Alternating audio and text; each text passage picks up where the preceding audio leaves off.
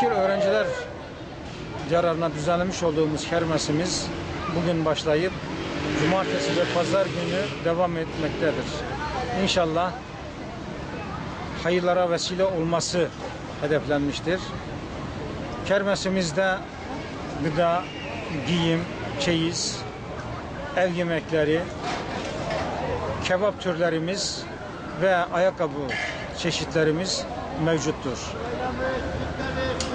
Gelirini fakir öğrencilere harcayacağımız kermesimizi hayırsever vatandaşlarımızın katkılarıyla gerçekleştirmiş bulunmaktayız.